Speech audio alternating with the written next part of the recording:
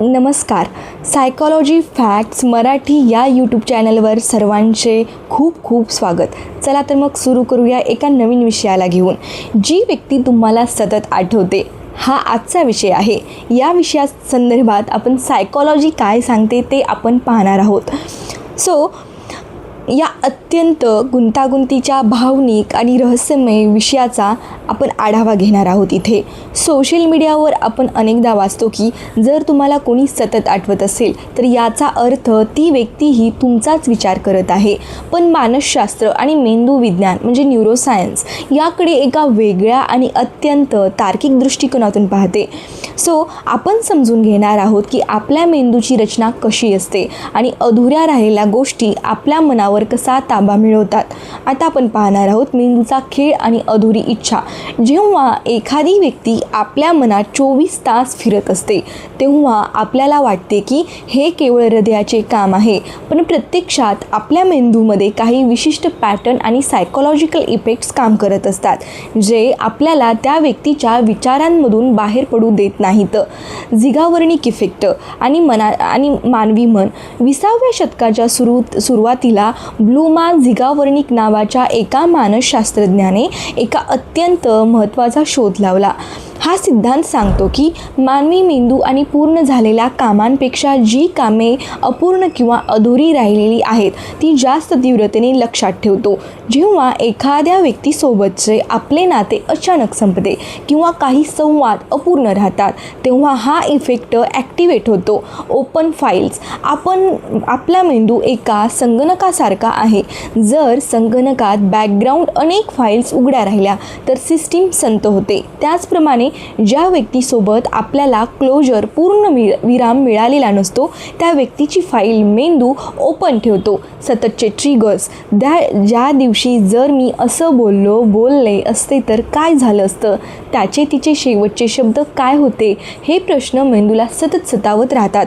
जोपर्यंत मनाला त्या प्रश्नांची उत्तरे मिळत नाहीत तोपर्यंत मेंदू वारंवार त्या व्यक्तीचे विचार समोर आणत राहतो. आता मेंदूतील इम्प्रिंटिंग आणि न्यूरल पाथवेज. मानसशास्त्रानुसार जेव्हा आपण एखाद्या व्यक्तीच्या जवळ येतो, तिच्यासोबत सुखदुःखाचे क्षण घालवतो, तासनतास बोलतो, तेव्हा आपल्या मेंदूमध्ये न्यूरल पाथवेज म्हणजेच विचारांचे रस्ते तयार होतात. भावनिक गुंतवणूक.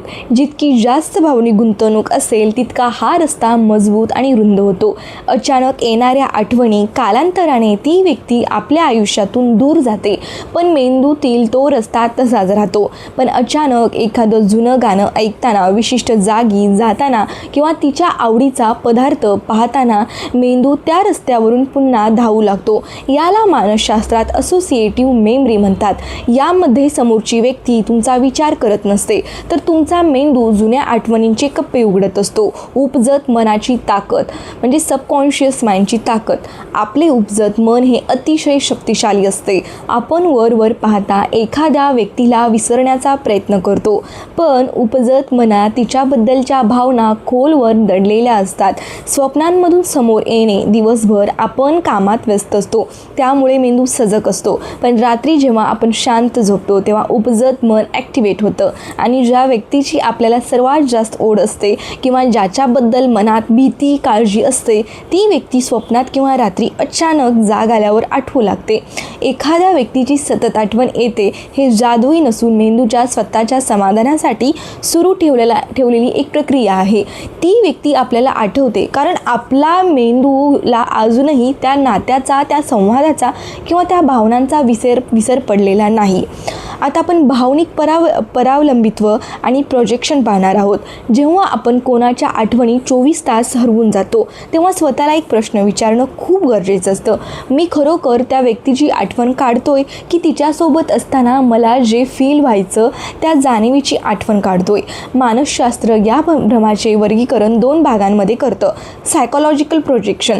मानसशास्त्रात प्रोजेक्शन हा एक असा भ्रम आहे जिथे आपण आपल्या मनातील इच्छा, गरजा आणि कल्पना समोरच्या व्यक्तीवर म्हणजे प्रोजेक्टवर आरोपित करतो. आदर्शाचा भ्रम. आपण मनात त्या व्यक्तीची एक अतिशय सुंदर, परफेक्ट आणि निष्कलंक प्रतिमा तयार करतो. तिचे दोष आपल्याला दिसतच नाहीत.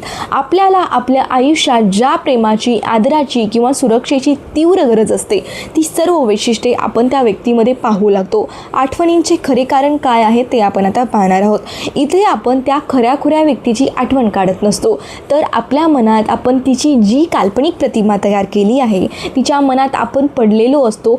जेव्हा समोर येतं तेव्हा समजते की ती व्यक्ती आपल्या कल्पनेपेक्षा पूर्णपणे वेगळी आहे. भावनिक रिकामेपण, द इमोशनल व्हॉइड. आपला मेंदू कधीच शून्य किंवा रिकामेपणा जगू शकत नाही. जर तुमच्या सध्याच्या आयुष्यात एक प्रकारची निरसता, एकटेपणा किंवा प्रचंड ताण असेल तर मेंदू त्या रिकाम्या जागेत जुन्या सुखाच्या आठवणी भरायला सुरुवात करतो. एकटेपणाचा सापळा. जेव्हा करिअरमध्ये अपयश येतं, नवीन मित्र नसतात किंवा कुटुंबात संवाद नसतो, तेव्हा मेंदू भूतकाळातील अशा व्यक्तीकडे धाव घेतो जिच्यासोबत आपण कधीतरी खूप आनंदी होतो.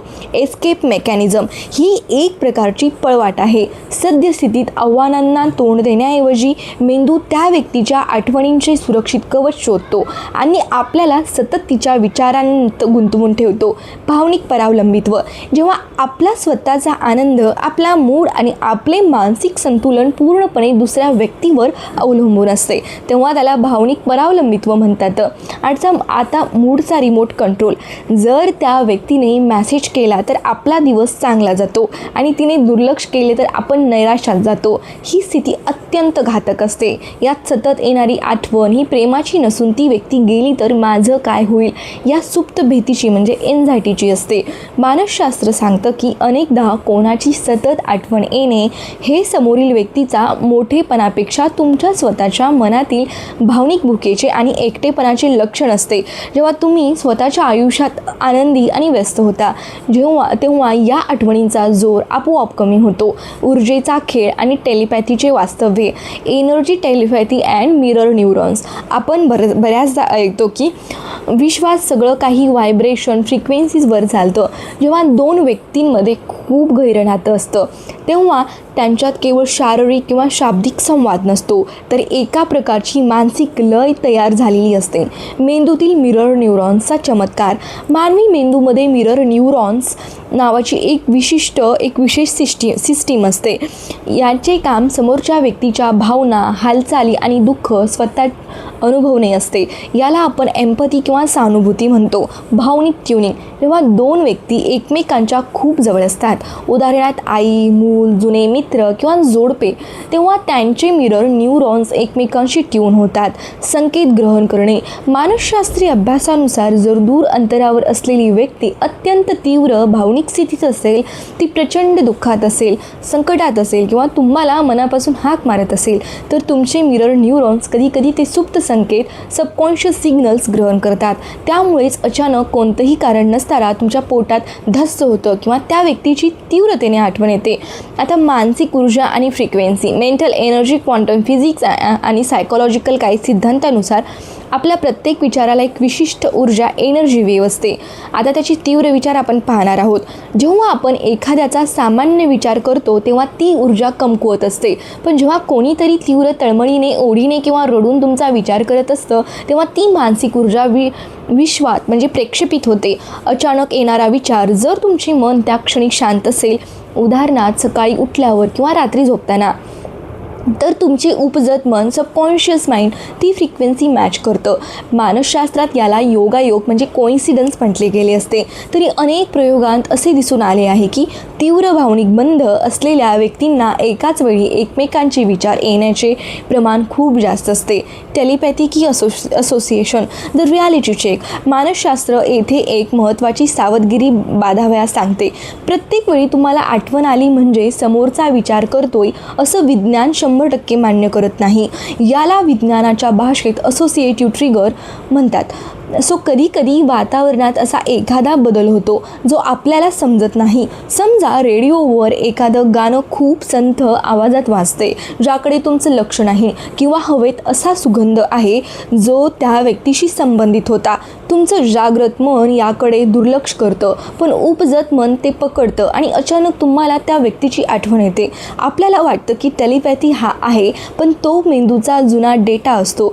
जर नाते खरोखरच खूप गहिरं असेल तर ऊर्जेची देवाणघेवाण आणि मिरर न्यूरॉन्सचा प्रभाव नक्की पडतो. पण जर नाते एकतर्फी असेल किंवा फक्त आकर्षण असेल तर समोरच्या व्यक्तीला तुमच्या आठवणींचा काहीही सुगावा लागत नसतो.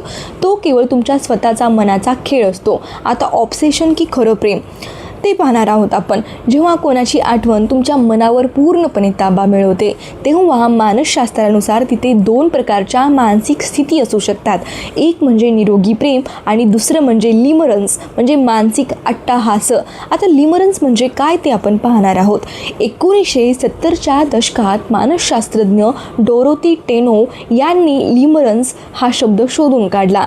मानसशास्त्रात ही एक अशी भावनिक स्थिती आहे जिथे माणूस एखाद्या व्यक्तीच्या विचारात इतका वेडा होतो की त्याला स्वतःच्या आयुष्याचं भान राहत नाही. फक्त होकाराची भूक. लिमरन्समध्ये माणसाला समोरच्या व्यक्तीच्या सुखाशी काही देणं घेणं नसतं. त्याला फक्त एकच गोष्ट हवी असते, समोरील व्यक्तीने मला स्वीकारावं, माझ्यावर प्रेम करावं. Mood swings. जर त्या व्यक्तीने एक लहानसा होकार दिला तर माणूस स्वर्गात असल्यासारखा आनंदी होतो, पण तिने थोडं जरी दुर्लक्ष केलं तर तो थेट नैराश्यात म्हणजे डिप्रेशनमध्ये जातो. जर तुम्हाला येणारी आठवण तुमच्या मूडला अशा प्रकारे हेलकावे देत असेल तर ते प्रेम नाही, तो लिमरन्स आहे. मेंदूतील व्यसन आणि dopamine loop. The dopamine loop. मानसशास्त्रीय संशोधनानुसार एखाद्या व्यक्तीचा सतत विचार करणे हे अंमली पदार्थाच्या किंवा जुगाराच्या व्यसनासारखं काम करतं. Instant dose. जेव्हा तुम्ही त्या व्यक्तीचा विचार करता किंवा तिचे जुने मेसेजेस, फोटो पाहता तेव्हा तुमच्या मेंदूत डोपामाइन हॅपी हार्मोन्सचा एक लहान डोस रिलीज होतो. मेंदूला त्या आनंदाची चटक लागते. चक्रव्यूह. जेव्हा तो डोस संपतो तेव्हा मेंदू पुन्हा अस्वस्थ होतो आणि तो आनंद मिळवण्यासाठी तुम्हाला मुद्दामहून पुन्हा त्याच व्यक्तीच्या आठवणींकडे खेचून नेतो. याला सायकॉलॉजी डोपामाइन लूप म्हणतात.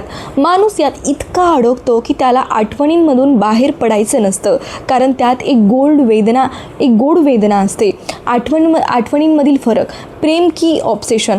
तुमच्या मनातील आठवण नक्की कोणत्या प्रकारची आहे हे ओळखण्यासाठी खालील तक्ता आपण आता पाहणार आहोत. आठवणींमधील फरक. प्रेम की ऑब्सेशन. तुमच्या मनातील आठवण नक्की कोणत्या प्रकारची आहे हे ओळखण्यासाठी आपण खालील तक्ता पाहणार आहोत. डीपमध्ये निरोगी आठवण म्हणजे हेल्दी लव. मानसिक ऑब्सेशन म्हणजे लिमरन्स किंवा ऑब्सेशन. ही आठवण तुम्हाला आनंद देते, तुमच्या चेहऱ्यावर हसू आणते. ही आठवण तुम्हाला अस्वस्थ करते, मनात हुरूर आणि चिंता निर्माण करते. यामुळे तुमच्या कामावर, अभ्यासावर किंवा करिअरवर परिणाम होत नाही. यामुळे तुमचं लक्ष उडतं, दैनंदिन कामात अडथळा येतो. यात समोरच्या व्यक्तीच्या स्वातंत्र्याचा आणि तिच्या निर्णयांचा आदर असतो. यात ती व्यक्ती मलाच मिळाली पाहिजे असा इगो आणि अट्टहास असतो. मानसशास्त्र सांगतं की जर कोणाची सतत येणारी आठवण तुम्हाला कमकुवत, अस्वस्थ आणि लाचार बनवत असेल तर ते प्रेम असू शकत नाही. ते मेंदूला लागलेलं एक भावनिक व्यसन आहे, ज्यातून वेळेवर बाहेर पडणं तुमच्या मानसिक आरोग्यासाठी अत्यंत गरजेचं आहे. मनाची रिप्रोग्रामिंग आणि डिटॅचमेंटचे मानसशास्त्र. आपल्या मेंदूत कमालीची लवचिकता असते, ज्याला मानसशास्त्र न्यूरोप्लास्टिक म्हणतात. याचा अर्थ असा की आपण जसे नवीन न्यूरल पाथवेज तयार केले होते तसेच ते जाणीवपूर्वक पुसून मनाला पुन्हा नव्याने उभं करू शकतो. त्यासाठी खालील सायकोलॉजिकल स्टेप्स वापरा. व्हाईट बेअर प्रॉब्लेम समजून घ्या. Don't suppress the thoughts. मानसशास्त्रात एक प्रसिद्ध प्रयोग आहे. जर तुम्हाला सांगितलं की पुढची 5 मिनिटं पांढऱ्या अस्वलाचा विचार करू नका तर तुमच्या मनात सर्वात आधी पांढराच अस्वल येईल. याला थॉट सप्रेशन म्हणतात. जेव्हा त्या व्यक्तीची आठवण येईल तेव्हा स्वतःवर रागवू नका किंवा मला तिची आठवण का येते म्हणून अस्वस्थ होऊ नका. त्या विचाराला विरोध करण्याऐवजी त्याचा स्वीकार करा.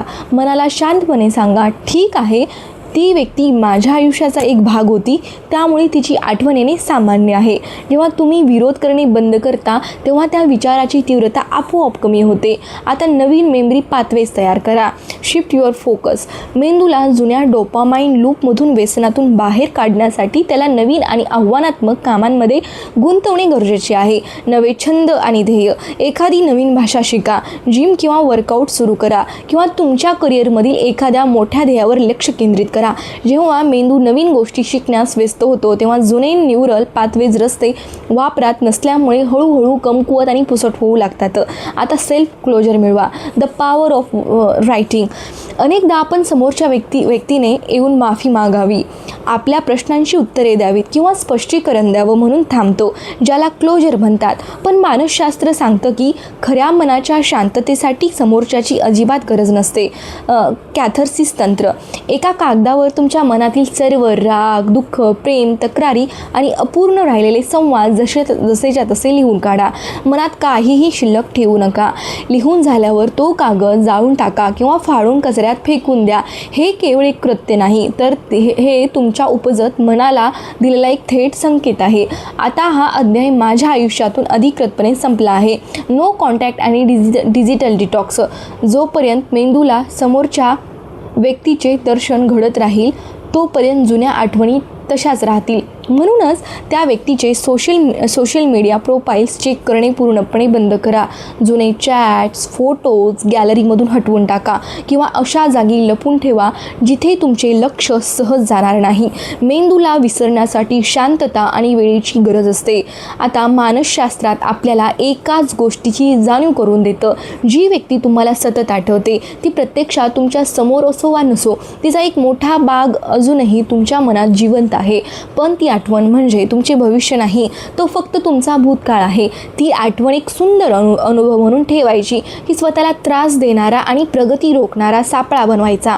हे पूर्णपणे तुमच्या भावनिक प्रगल्भतेवर अवलंबून असतं.